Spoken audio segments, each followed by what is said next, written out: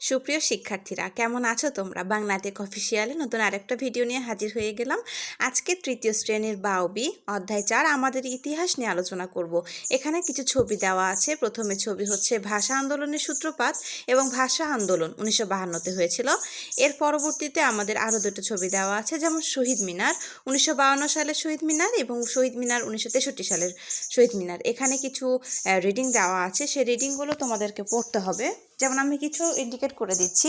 পাকিস্তান দুটি অংশে বিভক্ত ছিল। কয়টি অংশে বিভক্ত ছিল? দুটি অংশে বিভক্ত ছিল। একটির নাম ছিল পূর্ব পাকিস্তান, অপরটির নাম ছিল পশ্চিম পাকিস্তান। এখানে তোমরা এই লাইনগুলো পড়লে কিন্তু পরবর্তীতে পুরো ডিটেলস সম্পর্কে জানতে পারবে। এরপরে দেখো, আমাদের এখানে যে ভাষা শহীদগণ আছেন তাদের পরিবার, পরিজন এবং জেলা, জন্মস্থান, জন্মসাল সম্পর্কে এখানে দেওয়া আছে। এটা চাইলে কিন্তু তোমরা এটা চাইলে না, এটা পড়তেই হবে। এটা না পড়লে কিন্তু পরবর্তী প্রশ্নগুলোর উত্তর করতে পারবে না। এই যে ভাষা শহীদদের সম্পর্কে তথ্য খুঁজে বের করি ও নিচে চিত্রে লিখি। এখানে চিত্রগুলো দেওয়া আছে, কিন্তু আগের পাঠে তোমাদের এই প্রশ্নগুলোর উত্তর দেওয়া আছে। ওখান থেকে এগুলো লিখতে হবে এবং কমেন্ট করে জানাবে। যারা এখন আমার চ্যানেলটিকে সাবস্ক্রাইব করোনি, অবশ্যই সাবস্ক্রাইব করবে। আচ্ছা দেখো, 1999 সাল থেকে 21শে ফেব্রুয়ারি আন্তর্জাতিক মাতৃভাষা দিবস হিসেবে স্বীকৃতি পায়।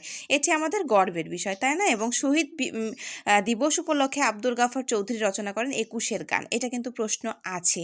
তো এই বিষয়গুলো তোমরা কিন্তু পড়বে এবং আমরা এই শহীদ দিবসে কি করি এবং কি কি আমাদের বিদ্যালয়ে হয়ে থাকে এগুলো কিন্তু এখানে লেখা আছে। আর এই দিনে কিন্তু আমাদের জাতীয় পতাকা অর্ধনমিত রাখা হয়, মানে অর্ধেকটা নিচে রাখা হয়, একদম উত্তোলন করা হয় না।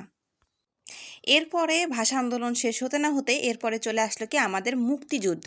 মুক্তিযুদ্ধ কবে শুরু হয়েছিল? 1971 সালের 7 মার্চ বঙ্গবন্ধু একটা ভাষণ দিয়েছিল। এটা আমাদের ঐতিহাসিক ভাষণ নামে পরিচিত।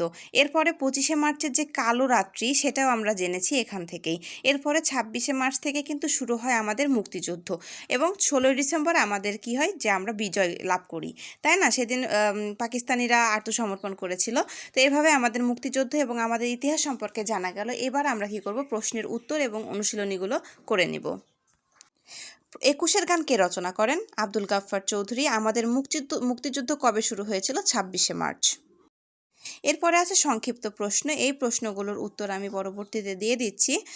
প্রথম প্রশ্ন হচ্ছে যে শহীদদের প্রতি শ্রদ্ধা নিবেদনে তুমি কি করবে? শহীদদের প্রতি সম্মান প্রদর্শনের জন্য আমি তাদের সমাধিতে ফুল দিয়ে তাদের শ্রদ্ধা নিবেদন করব। 2, কালরাত বলতে কি বোঝো? এখানে বলেছে কালরাত্রি আসলে কি জিনিস? 1971 সালের 25শে মার্চ রাতকে কালরাত বোঝায়। এ রাতে পাকিস্তানি বাহিনী বাঙালির ওপর নির্মমভাবে হত্যাকাণ্ড চালান।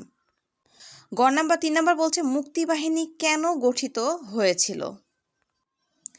উত্তর, স্বাধীনতা সংগ্রামের জন্য গঠন করা হয় মুক্তিবাহিনী, কিংবা স্বাধীনতা সংগ্রামের জন্য মুক্তিবাহিনী গঠন করা হয়। এবার 4 নম্বর, পাকিস্তানি বাহিনী কখন আত্মসমর্পণ করেছিল? এটার উত্তর, পাকিস্তানি বাহিনী 1971 সালে 16ই ডিসেম্বর আত্মসমর্পণ করেছিল। তাই তো সেদিন আমাদের বিজয় দিবস। বর্ণনামূলক প্রশ্ন। 1 নম্বর হচ্ছে ভাষা আন্দোলন কেন হয়েছিল তা বর্ণনা করি।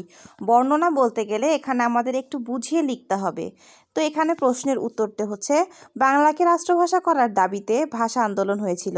1948 সালে পূর্ব পাকিস্তানের জনগণ বাংলাকে রাষ্ট্রভাষা করার দাবি করেন। এ সময় বাংলা ভাষার দাবিতে অনেকেই গ্রেফতার হন। কিছুদিন পর পাকিস্তানের গভর্নর মোহাম্মদ আলী জিন্না ঢাকা বিশ্ববিদ্যালয়ের এক সভায় তাকে উর্দুকে পাকিস্তানের রাষ্ট্রভাষা করার ঘোষণা দেন। ছাত্র সমাজ সরাসরি এর প্রতিবাদ করে। এ প্রতিবাদের প্রতিক্রিয়া হিসেবেই ভাষা আন্দোলন হয়েছিল। এখানে 2 নাম্বার, আমরা বিদ্যালয়ে কিভাবে শহীদ দিবস ও আন্তর্জাতিক মাতৃভাষা দিবস পালন করব তার একটি পরিকল্পনা করি। উত্তর, 21শে ফেব্রুয়ারি আমাদের শহীদ দিবস ও আন্তর্জাতিক মাতৃভাষা দিবস। আমরা বিদ্যালয়ে এ দিবসটি মর্যাদায় পালন করি। 1, আমরা যে কাজগুলো করব তার পরিকল্পনা প্রথমে দেওয়া হলো। শহীদ দিবস ও আন্তর্জাতিক মাতৃভাষা দিবসে ভোরবেলা খালি পায়ে প্রভাত ফেরিতে অংশগ্রহণ করব। 2 শহীদ মিনারে ফুল দিয়ে শ্রদ্ধা জানাবো।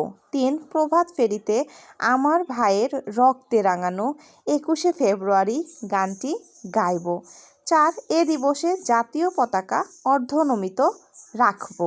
তোমরা তোমাদের বিদ্যালয়ে কিভাবে এই অনুষ্ঠানটি উদযাপন করো অবশ্যই কমেন্ট করে জানাবে। আর ভালো লাগলে অবশ্যই চ্যানেলটিকে সাবস্ক্রাইব করবে।